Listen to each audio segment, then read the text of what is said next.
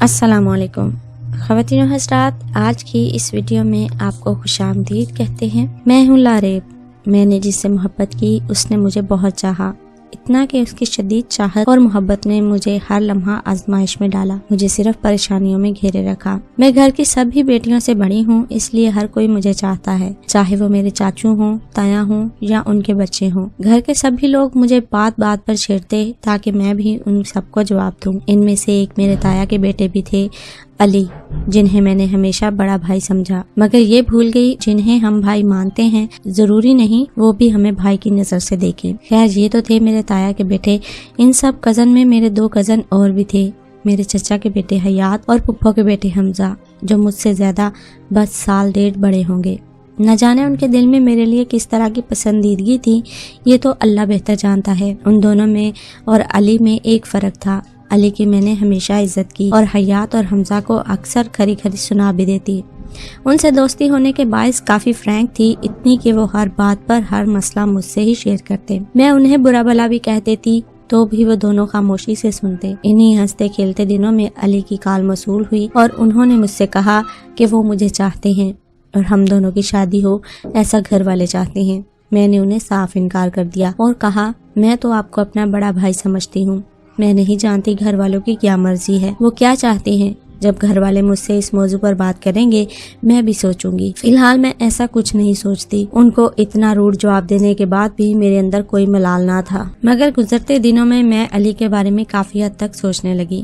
مجھے محسوس ہوا میں نے غلط کیا اور میں نے سوری کرنے کا فیصلہ کیا۔ میں نے اپنے رویے کے لیے معذرت ظاہر کی تو علی نے بھی خوش اسلوبی سے میری طرف دوستی کا ہاتھ بڑھایا اور پھر کچھ ہی دنوں بعد چاچو اور چاچی نے حیات کے نکاح کا اعلان کر دیا۔ سب ہی خوش تھے، میں بھی بہت ایکسائٹڈ تھی۔ میرے دوست کا نکاح ہونے جا رہا تھا اور انہی دنوں مجھ پر انکشاف ہوا کہ میں بھی علی سے محبت کرنے لگی ہوں، اس لیے میں نے فوراً ہی علی سے اپنی محبت کا اظہار کر ڈالا۔ اب تک سب کچھ بظاہر بہت اچھا چل رہا تھا، میں اب اور بھی خوش تھی، مگر کہیں بہت گڑبڑ ہو گئی تھی۔ کبھی کبھی جلد بازی کے فیصلے ہماری ذات پر بہت بڑا بوجھ ڈال دیتے ہیں، اس کا اندازہ مجھے کچھ ہی دنوں میں ہو گیا۔ حیات سے اب بھی میری پہلے جیسی ہی دوستی تھی، وہ ہمنا کی باتیں اکثر مجھ سے کرتا اور میں بہت مزے سے سنتی، مگر کہیں ہماری دوستی کو بہت غلط نام دیا جا چکا تھا۔ حیات کے نکاح کو سال گزر چکا تھا اور میں ان دنوں علی کے بدلے رویے سے کافی پریشان تھی۔ پھر ایک دن حیات کی کال اور اس سے اگلے ہی دن حمزہ کے میسج نے مجھے غصہ دلا ڈالا۔ حیات کی جس وقت کال آئی میں اپنے 2nd ایئر کے امتحان کی تیاری میں مصروف تھی۔ میں نے کال ریسیو کر کے بڑے ہی مصروف انداز میں کہا، لاریب کیسی ہو؟ دوسری طرف سے حیات کی آواز آئی، جیسی پہلے تھی، حسین، خوبصورت، تم بتاؤ کیسے فون کیا؟ میں نے شرارتی انداز میں جواب دے کر اس کے فون کا جواز پوچھا۔ میں نے کچھ بات کرنی تھی تم سے، ضروری بات ہے، تم مصروف ہو؟ حیات نے میری مصروفیت سے آواز پہچان لی۔ ہاں، پڑھائی میں مصروف تھی، تم کہو کیا کہنا ہے، میں سن رہی ہوں۔ میں نے بک سائڈ پر رکھتے ہوئے جواب دیا۔ پلیز تم ناراض نہ ہونا اور نہ غصہ کرنا، حیات نے تاکید کی۔ ایسی کیا بات ہے؟ میں پورے دھیان سے اس کی بات سننے لگی۔ میں ہمنا سے شادی کرنے کے حق میں نہیں تھا، میں تنگ آ گیا روز کے لڑائی جھگڑوں سے۔ میں نے ہمیشہ تم سے محبت کی، تمہیں چاہا اور آج بھی تم سے شادی کرنا چاہتا ہوں۔ حیات کی بات نے میری بولتی بند کرا ڈالی۔ مجھے ایک دم بہت شدید غصہ آ گیا۔ دماغ خراب ہو گیا تمہارا اپنے بارے میں، میں نہیں، منکوحہ کے بارے میں سوچو۔ خیر، آج کے بعد تمہارا اور میرا کزن کے علاوہ کوئی رشتہ نہیں، مجھ سے دوبارہ بات کرنے کی کوشش بھی مت کرنا، میں نے غصے میں کہہ کر فون بند کر دیا۔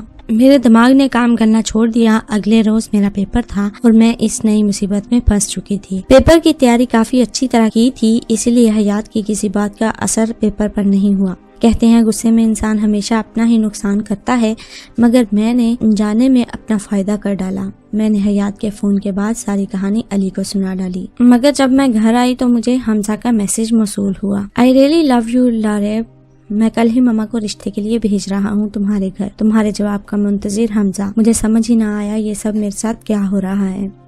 میں نے بھی جوابی میسج میں خوب سنا ڈالی تھی اور اس بار بھی میں علی کو سب بتا چکی تھی۔ میں نے حیات اور حمزہ دونوں ہی سے قطع تعلق کر ڈالا۔ میں نے ان دونوں کے بارے میں علی کے علاوہ کسی سے ذکر نہیں کیا تھا، مگر ایک دن میری کزن مہک نے مجھ سے سوال کیا، تمہاری حیات اور حمزہ کے ساتھ دوستی کس نوعیت کی ہے؟ مجھے اس کی بات پر بے حد غصہ آیا۔ میری ان دونوں سے دوستی تھی، اب نہیں، آج کے بعد مجھ سے ان لوگوں کا ذکر مت کرنا۔ میں اس کو تنبیہ کرتی اپنے کمرے میں چلی گئی۔ میری سمجھ سے باہر تھا میری دوستی کو غلط رنگ کیوں دیا جا رہا تھا۔ میں اب اپنے سبھی کزن سے ریزرو رہتی، چاہے وہ لڑکیاں ہوں یا لڑکے، ان سے ایک حد تک بات کرتی۔ سال بھر بعد ہی حیات کی شادی کے انویٹیشن نے مجھے پرسکون کر ڈالا اور ساتھ ہی گھر میں میری شادی کا ذکر بھی چھڑ چکا تھا۔ مجھے لگا اب سب کچھ ٹھیک ہو جائے گا۔ جس دن حیات کی شادی کی پہلی ڈھولکی تھی، میں سبھی خواتین کے ساتھ ڈھولکی میں انجوائے کر رہی تھی جب میرے پاس حیات کا میسج آیا، مجھے تم سے ضروری بات کرنی ہے۔ میں ان لوگوں کو کوئی نئی مصیبت نہیں پالنا چاہتی تھی، اس لیے میں نے جواب دیے بغیر میسج ڈیلیٹ کر دیا۔ اس وقت میں نہیں جانتی تھی وہ میرے پیچھے کھڑا میری اس حرکت کو نوٹ کر چکا ہے۔ اس نے سب سے نظر بچا کر میرے کان کے قریب سرگوشی نما انداز میں کہا، میں اوپر ٹیرس پر تمہارا انتظار کر رہا ہوں۔ میں نے حیرت سے اس کی طرف دیکھا اور پھر سنبھل کر کہہ ڈالا، میں نہیں آؤں گی۔ کوئی بھی ہماری طرف متوجہ نہ تھا۔ تم آؤ گی، میرے لیے نہیں اپنے لیے۔ میں تمہیں سب کچھ سچائی بتانا چاہتا ہوں۔ وہ اس یقین کے ساتھ کہہ کر جا چکا تھا کہ میں ضرور جاؤں گی۔ وہ یہ جانتا تھا اس کی اتنی بات ہی مجھے تجسس میں مبتلا کر گئی اور میں نے اس کے یقین پر مہر بھی لگا دی۔ میں چھت پر چلی گئی، یہاں دیوار کے ساتھ حیات نظریں جمائے کھڑا تھا۔ میں بھی اس طرح چلی گئی، میں بھی اسی طرف چلی گئی اور باہر لون کو دیکھنے لگی جہاں علی اور حمزہ سمیت سبھی مرد حضرات موجود تھے۔ جلدی کہو کیا کہنا ہے، میں نے ہی بات کا آغاز کیا۔ تم اب تک مجھے غلط سمجھتی ہو، مگر آج ایک بات واضح کر دینا چاہتا ہوں۔ میں نے ہمیشہ اسی سے محبت کی جس سے میری شادی ہو رہی ہے۔ تم صرف میری بہت اچھی کزن اور دوست ہو، اس سے زیادہ کچھ نہیں۔ مگر اپنے لیے کوئی بھی فیصلہ کرنے سے پہلے علی کی سچائی جاننا تمہارا حق ہے۔ وہ پل بھر کے لیے رکا تھا اور میں سانس روک کے اس کی اگلی بات کی منتظر تھی۔ میں نے خود سے تمہیں پرپوز نہیں کیا، نہ ہی میں ایسا چاہتا تھا، مگر میں مجبور تھا۔ علی نے مجھے بہت سے واسطے اور قسمیں دے کر مجبور کر ڈالا۔ یہ صرف علی کے دماغ میں بھرا خناس تھا۔ وہ سمجھتا ہے کہ تم مجھے پسند کرتی تھی اور میرے نکاح کا سننے کے بعد تم نے صرف اپنا دل بہلانے کے لیے اس کے پرپوزل کا پازیٹیو جواب دیا۔ وہ تمہیں آزمانا چاہتا تھا تم اس سے کتنی سچی محبت کرتی ہو، اور جس وقت میں نے تمہیں کال کی وہ میرے ساتھ تھا، میری اور تمہاری ساری باتیں سن رہا تھا۔ اس نے یہ سب صرف میرے ذریعے نہیں بلکہ حمزہ کے ذریعے بھی کیا۔ حمزہ نے بھی اسی کے کہنے پہ تمہیں میسج کیا اور مہک کو بھی اسی نے تم سے معلوم کرنے کو کہا۔ مجھے لگا وہ مجھ سے کال کروا کر مطمئن ہو گیا ہوگا، مگر میں سمجھا اس نے ایک بار نہیں تمہیں کئی بار آزمایا اور وہ اب بھی پوری طرح تم پر بھروسہ نہیں کرتا۔ میرا فرض تھا تمہیں حقیقت سے آگاہ کرنا۔ آگے تم خود سمجھدار ہو، اپنے لیے بہتر سوچ رکھتی ہو۔ وہ اپنی بات مکمل کر کے ایک نظر مجھ پر ڈال کر جا چکا تھا اور میں وہاں پہروں بیٹھے یہ سوچتی رہی کہ اگر اتنی بے یقینی ہے تو محبت کہاں ہے اس رشتے میں۔ یہ محبت نہیں تھی بلکہ محبت تو کہیں نہیں تھی۔ میں نے اسے اللہ کی طرف سے آزمائش جان کر صبر کر لیا۔ گھر آ کر میں نے ایک ایک بات ماما کو بتا ڈالی اور ماما نے پاپا کو۔ میں نہیں جانتی تھی کہ گھر میں کوئی لڑائی ہو، اس لیے پاپا نے میرا رشتہ اپنے دوست کے بیٹے سے طے کر دیا۔ گھر میں سبھی کو بہت اعتراض ہوا، ان میں علی بھی شامل تھا۔ کئی دنوں تک علی کے میسج آئے جس کے بدلے میں نے صرف ایک ہی جواب دیا، آپ سے میں نے محبت کرنا نہیں سیکھی۔ تو کیا ہوا؟ آپ نے مجھے سکھایا محبت میں آزماتے کیسے ہیں۔ اب میں کسی پر اندھوں کی طرح اعتبار نہیں کر سکتی۔ آپ نے میرے مخلص دوستوں کو میری نظر میں بے اعتبار کر ڈالا۔ آپ نے مجھے قدم قدم پر آزمایا، جبکہ یہ حق تو اللہ نے بھی آپ کو نہیں دیا۔